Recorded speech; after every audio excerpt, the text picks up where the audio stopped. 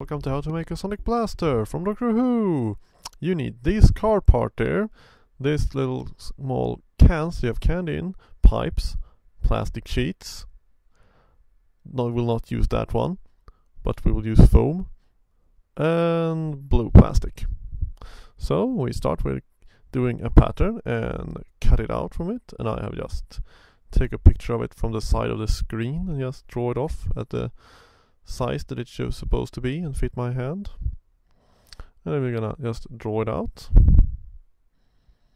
and then we're going to cut it, and it's gonna be a lot of carving because this is gonna be like the major biggest piece of everything on this. So this is a bit time consuming, but be sure to have a very sharp knife when you do this. You see, now I'm just cutting it away some the thickness of it. We're gonna cut away a lot of it anyway, but just so we could roughly have something to start with here.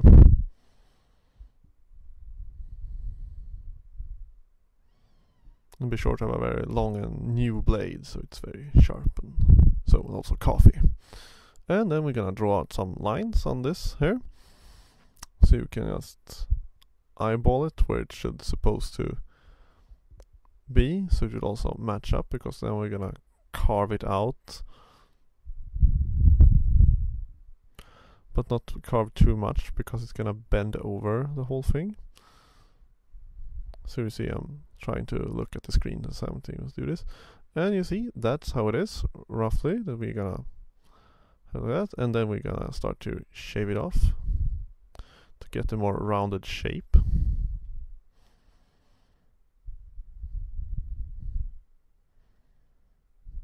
And then we're also gonna carve this. These are a bit tricky to do, but you have to like bend, but not bend too much at the same time when you're cutting it.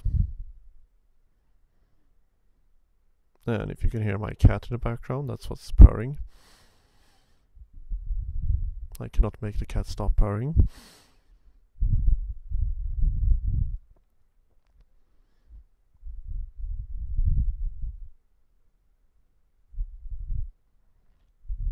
And now we've done it, I'm gonna take this little screwdriver and just make some alignment holes here right through the whole thing for the trigger to be put into.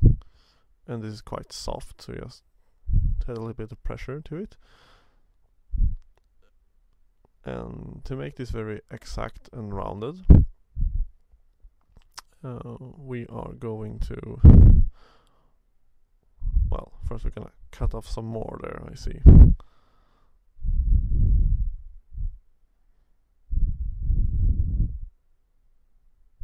There is a lot of cutting on this.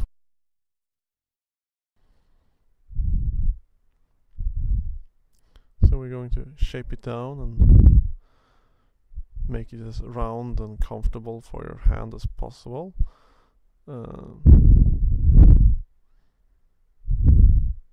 Now we're going to cut this straight part on there, and then we're just gonna break that out and make the line so we can see how maximally thick it will be. So we have something to go from, and also do the cutting on the sides.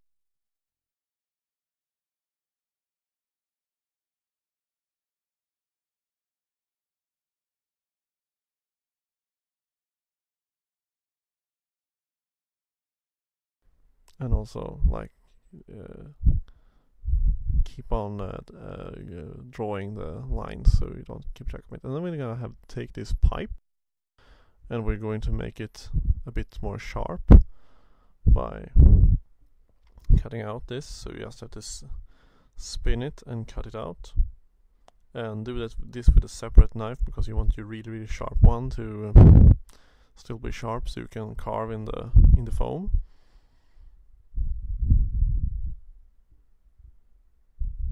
There you go. You see, it's sharper.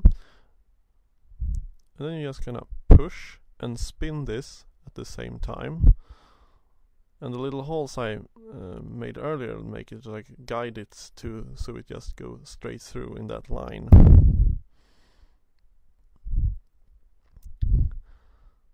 this is a bit tricky to do. There we go, you see? There we see, it fits my hand. It's actually a little too big, but do less than you're supposed to do, and just carve small parts all the time, because there is no turning back with this thing. Well, there is, but it's kind of time consuming, so anyway. Let's do it right to begin with. And then we're gonna carve the lines that are gonna follow the blaster, and also some more like shaping. This is just nice fine tuning the whole thing. So you see also that it is carved inwards through the fingers there, so be sure to do that also.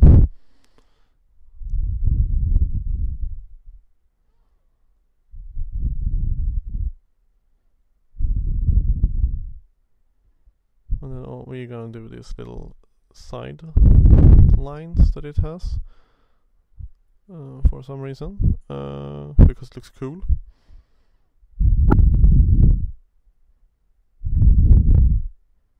So there we go, and then you're just doing a little short little line, and then you take it from the side and cut it out, so you'll have a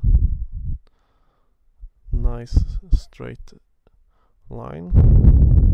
And you will also do it on the other side of the blaster, of course.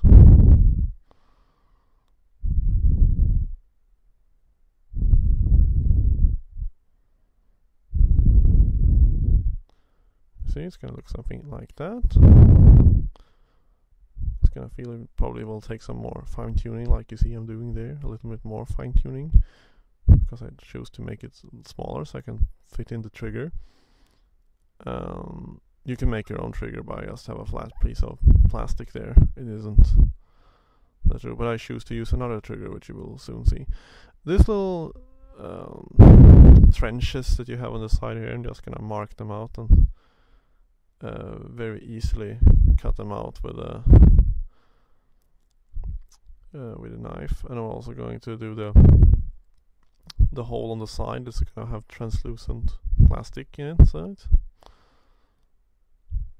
Just mark it so you see where you are going to cut. And then we're also going to do the side ventilation things. So then we're going to cut it, and I'm just going to do some cut around the edges, and then we're going to take a little drill to make a little rounded hole in the end. And then you're going to just do this in an angle, and also cut it from angle from the other side, and you're just gonna squeeze the blade in and try to make it as flat as you can. There you go. You can also take some sandpapers to flatten it out even more. And there I attach the trigger. It's from a Nerf gun, but it was already a trigger, so yeah, why not? There, you can figure out how to make a trigger by yourself. And then we're gonna drill a hole, which I use with this cone drill, which is a very amazingly useful tool. And just cut all the lines in it, and also to so it would look like this. And now we're gonna put in the little rivets or bottoms or whatever it is, which I used in just little nails from sewing. And now we're going to do this concave shape there. Which I will take a thin blade, because it will be easier to reach. And you see I almost cut my thumb there. Don't do that!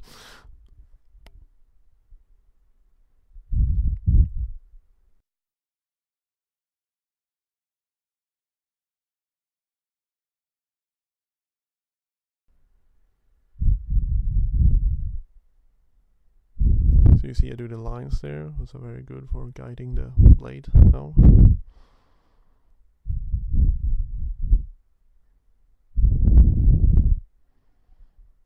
So there we go with that. And now we're just gonna take a black marker to paint the inside of this thing, so it doesn't have some wrongly color on this. And this is just blue plastic from a bottle, which we're just gonna squeeze in like that and just glue it in place, and then take this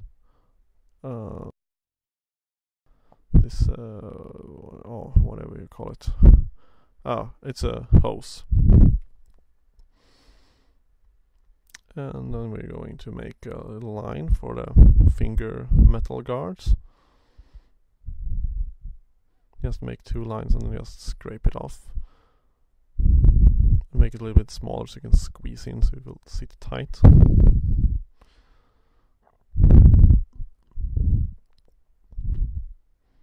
As you see there, and then we're just making the fingers. And fill it in, and then we're going to cut this out from the plastic. And these plastics I use are from advertisement that they have put up.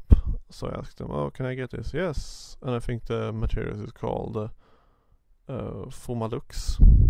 It's very good for making like sheets of plastic stuff like we do here. And then we're going to sand it all down to get a little smoother shape, which I have 2 grains of one very rough and one very smooth. It's not very rough, it's relatively rough. And then we're going to cut a 17 centimeter long pipe, I think. You might have corrected this, I might be completely wrong, but I think it's 17 centimeters. And then we're going to take these little cans and also these tape rolls, the inside of the tape, because they have the same dimensions. And this little soda cans here is filled with candy, which I find in a kiosk. And then we're going to cut the hole with the vent, and I have a little bit of hacksaw there, but it's just a hacksaw blade attached to a handle. And then we're going to do the under knife looking thingy, which I don't really think it serves any purpose more than just be a cool part. But we're gonna do it anyway! And also we are going to make the lines, because at this point I forgot that it was actually supposed to be aligned with the under thing there, so I'm just eyeball it there, and then we're going to cut it out with a Dremel tool, which I find a little bit faster. And I realized when I was editing this that when I speed up the sound of the Dremel, it sounds so much like something from a dubstep song. So you will soon hear in a few seconds. Here it is.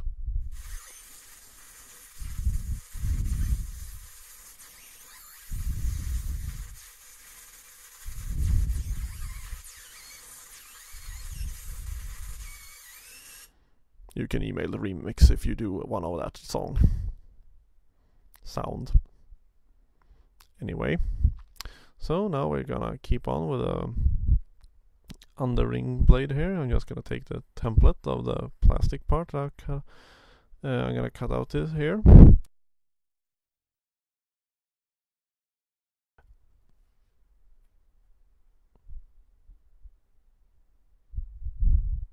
And also take you see, it will fit properly there. And now we're going to do the details for this, but taking the same paper template, but making a new template out of a thinner piece of plastic that I have lying around. You can also use paper for this, it's your choice, but I use this plastic because I have a lot of it and it's waterproof.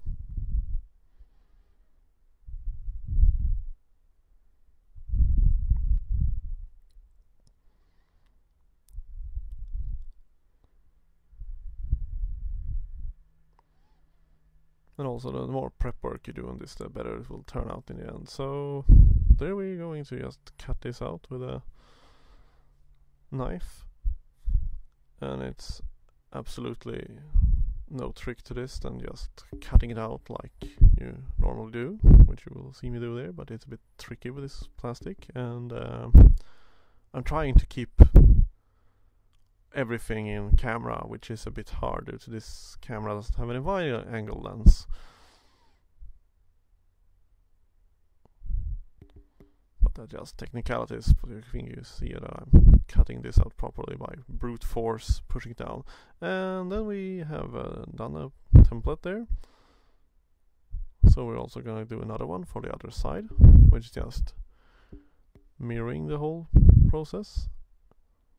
There it is. And then we're going to drill some hole in the barrel.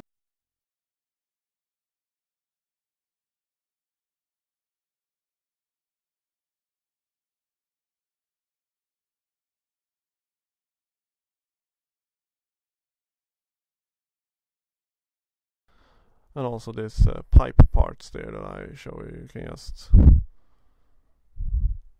just push them over they slide over the pipe when you have cut out.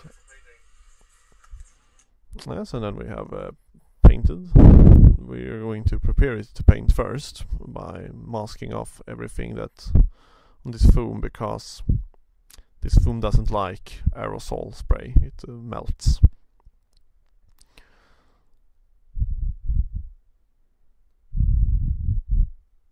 It doesn't react very good with the chemicals in it.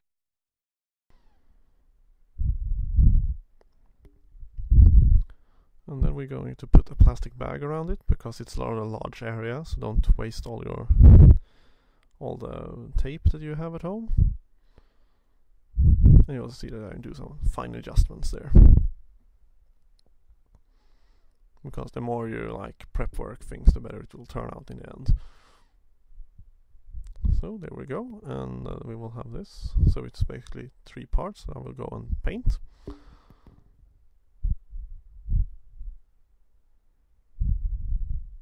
And the paint process is just first you do black spray paint, and then you have this wheel metal colors.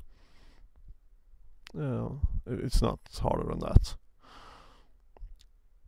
And for everything that doesn't like to be aerosol sprayed, we just peel off this paint and do it by hand.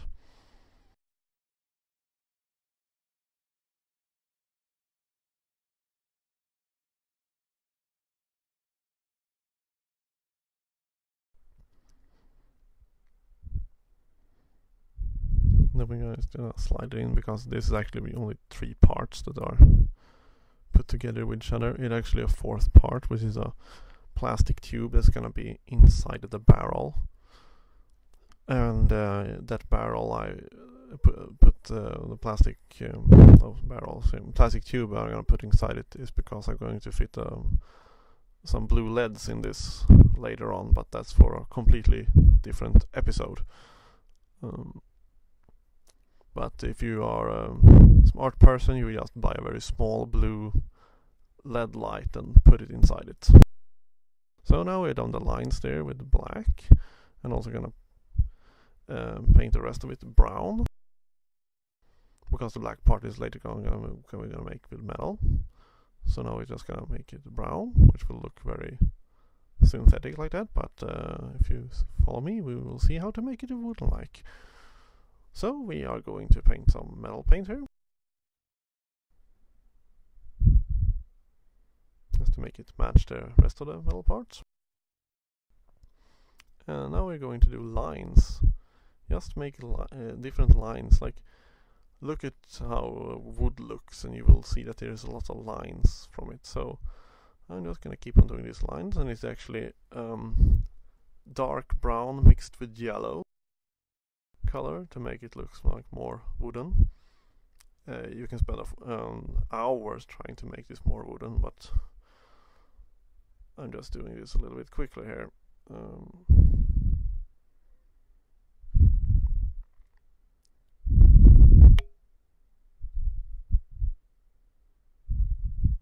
And now I'm going to have this plastic tube inside.